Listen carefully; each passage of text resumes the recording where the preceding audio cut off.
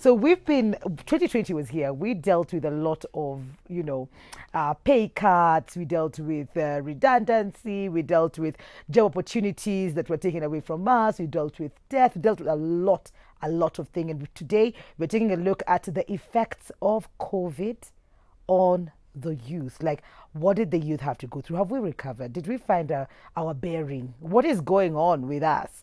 Maybe it's difficult 35 bado, so Nico, Africa youth, just saying. And to have this conversation with us, you have Veronica Okola, who's a menstrual hygiene advocate, and Bob Shikuku, chairperson, Multimedia University. Former chairperson, yes, Multimedia University. Welcome to the show. Thank you. What exactly do you do? I know to say my title and everything, but yeah, Veronica, what is it that you do exactly? Okay, right now I graduated. I'm a recent graduate from Technical University of Kenya and former vice president, Technical University of Kenya. So right now I'm working with the Ministry of Health on a project called Tujulishane, and it's a campaign on Tunajulishana on maternal health, family planning, and menstrual hygiene, adolescence, and sexual abstinence. It's a whole pact. Ah, wow. Yeah. That's a lot. Yeah, it's a lot. And beautiful as well, because those conversations never end. They don't. If kangi mahali unasema tumetosheka. Yeah, it happens always. It happens all the time, and this information is always welcome. Yeah. Bob? Yes. Former chairperson. Yeah. I'm the former president, Multimedia University. I served 2019-2020. I graduated with a degree in electrical and telecommunications engineering. Okay. And right now I'm working with the Safaricom subcontractors. Yeah, so though we still hustle and do one or two things. Now I understand why you kept asking, kuni unamsikia kwa masikio, because you know how these things work. Niko like masikio yangu ni a director. But exactly. So your youth, you're very young. 2020 was hard on everybody. It did not choose children. It did not choose the youth. It did not choose women or persons with disability or men. But as youths, how would you say, Veronica, COVID affected you as a youth? Okay, personally, I can say as a youth who recently graduated, looking for a job has not been easy. Because kwa job workplaces, people are being fired. They are downsizing. Yes, they are. And you are looking for that job. And you just graduated. It's not your fault. Yeah. You just want a job. Yeah. So that has not been easy. Then other than that, even if you are hustling, there are things that we used to do that are limited by COVID. Yeah. Things like what? Like personally, I told you I'm a menstrual hygiene advocate. Yes. I normally do pads distributions in the slum. So you see, like Kitambo, I could go to slums and get a crowd and you give them pads. Yes. But nowadays and even talk to them. Yeah, and even talk to them. So it has been a challenge because you cannot, even mobilization alone is a challenge. You cannot bring people together. You have to go through those COVID guidelines and stuff. Yeah, and people are scared as well. As much as you might want to do this, mtu atasema mimi siwezi toka. So you're not able to reach every single person that you are able to do before, because even they are scared as much as you are scared as well. I mean, you're trying to protect yourself. They're trying to protect themselves as well. Yeah, exactly. And for you, Bob, how has COVID affected you? For me, I look at COVID as more of an economical disaster than a health disaster in this country. Yeah. People who are poor before COVID are now maybe 10 times poorer. Where I come from, back at home, you just go and visit a few places, and everyone is like, oh, kiongozi, toa kitu. So it has not been easy, but mostly the people who have been affected are the school-going pupils, the students, and in both high schools and universities. Yeah, and I think just to mention, the girl child in the rural areas have really been affected.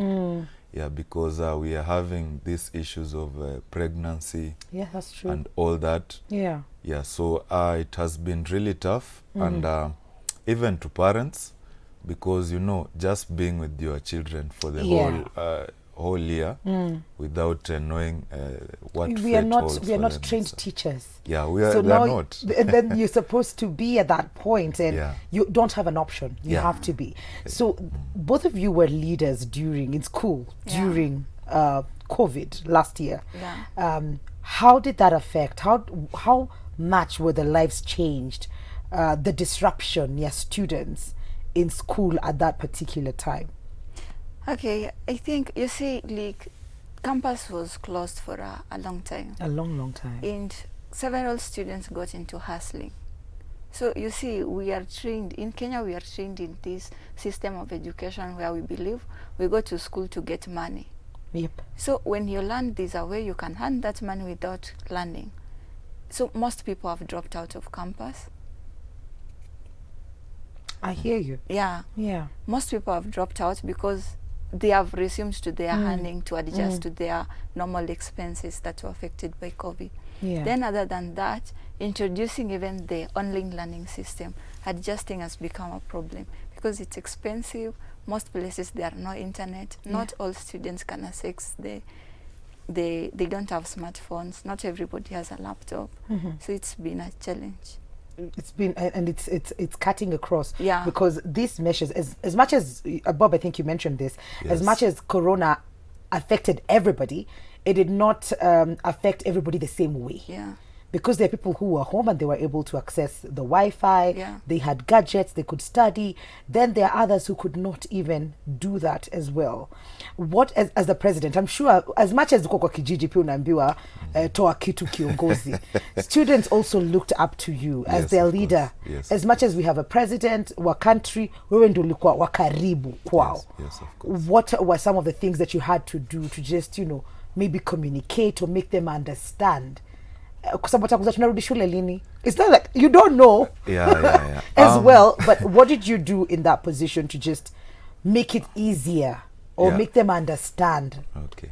Oh, first of all, Corona came as a big shock, a To big everybody. surprise. No one had prepared. I think we just recorded the first case, and within a week, everything had just shut down. So I think everyone was affected mentally, not just students, even the lecturers, everyone. Just to speak on behalf of students at that time, it was really a tough moment because there's all this traveling, and there was even travel ban. So some students were locked in Nairobi, and not all students have relatives in Nairobi. Yeah, so it was really a tough time. People were struggling. Even this hustling we are saying, it wasn't much because opportunities were closing down. So people could only survive on the little handouts that maybe they could get from here and there. And it was really, really a tough time. Even the school schedules and calendars, they came to a halt. Yeah, so it's like people didn't know their fate for some time. But what we did, we started pushing with the Students' Union at that time. We started pushing for online learning because, no one really prepares for a disaster. Nobody. Not that kind of disaster it's anyway. It's like an accident. Yeah. It just happens. Yeah. So we started pushing for online learning and maybe the policies to be adjusted. Yes. And it took a while. We sat in several meetings. We kept on pushing, and then there was a breakthrough. Students started studying online.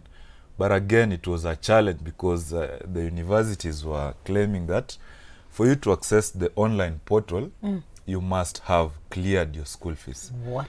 So, as she has said, there are many people who dropped out of university, and up to the moment, because of the calendar changes, they have not been able to get back to university. So that's why we here. This is 2021 now, Yeah. Yes, of and course. now COVID iko na sisi. Yeah. Yes. We started the year knowing exactly what we are walking right into, Yeah. and it wasn't. Well, it was bad. It was bad, but there are things that we learned, there are skills that we acquired Yeah. during that year. and we may call it hustling, but people knew they needed to go out of their comfort zones to make sure that wanapata chakula, they're able to earn a coin for their living as well. So some of the things that you learned, your positive things out of the whole crazy mess that has been Corona, what would those things be? Okay, always to be prepared for whatever comes your way. Yeah, and I've also learned to be like a survivor. Yeah. Because I think throughout the COVID period, we were on surviving mode. As long as you just live today to face tomorrow. I know, right? And being very minimalistic. You so can live with very kidogo too. Kidogo too. You cut off your budget. If you used to spend like 500 in a day, now you cut it off to 200. Then now you think of like me before I got the project with the Ministry of Health, I was selling like sanitizer and mask. Then I have... You got into the business. Yeah, I got into the business. Everybody wanted it. You're very smart. So I have like a registered company. So I could go to companies that were... I knew people. I worked with them when I was in student leadership. And you could go and do presentations. And you tell them like you have mask, you have all these types of mask, and you want to give them in wholesale prices. So ulijua unaweza kuwa entrepreneur. I did business, I did BCom. So it was just surviving as long as I face tomorrow. What about you, Bob? What are some of the things that you had to learn? COVID has really taught us very tough lessons. What I personally learned is that through God's grace, you can live in Nairobi without working for even a year and still somehow survive to pay rent and also eat. And it also came out very clearly that in this country of ours, to some extent, you need maybe connections. I was actually telling some of my friends that if I become a member of parliament, I will introduce a course called Bachelor of Arts in Connections. So that when you finish your degree, you get to study and get to know, get to be connected, so that you can get into the system. Because the system outside here, it's too harsh for the youths. It is not ready to accommodate the youths, especially if you don't know anyone. I mean, even for me to come to this show, I had to know someone. Wacha mchezo. Sisi tunakwanga open to everybody. But so you learned this. Ulikaa Nairobi this whole time. And na ukuwa na kazi. I didn't have a job. I didn't have any income. I just had like maybe a few friends and relatives. I could rotate. I say maybe I had like 5 people who used to give me like 2,000 monthly. So I could work on maybe an income capacity of 10,000 without working. So I could call this uncle. Miracle. You know? And I could pay rent and eat. So Corona has really taught us how to manage the little that you have. And those of us who are used to, students' life, at that time we were student leaders. We could knock any office in this country and access. But at that point, the big people are old. They don't want to meet the young people. They say, we are the ones who are carrying Corona around. So So it was a bit of a challenge for everyone. But mostly it was about the common comrades. They really suffered, and I really thought that at that point, maybe the country or maybe the Ministry of Education could have done more than what they did, just to take care of those comrades, who are stuck and who are struggling around. See, the highlight of this conversation is that we emerged somehow. Somehow we learned something. He knew he can live in Nairobi without earning. You started a business and you're able to present your case in front of people and be able to take advantage of the very thing that was very needed during that time. Exactly. The masks and the sanitizers. So thank you so much for coming through on the show and for even giving hope to young ones out there who almost gave up or started hustling and say they don't want to go back to school, that you can actually do this again. The schools are open. You can still hustle and get that education. Yes. Bob and Veronica, asanteni sana kwa kuja. Asante.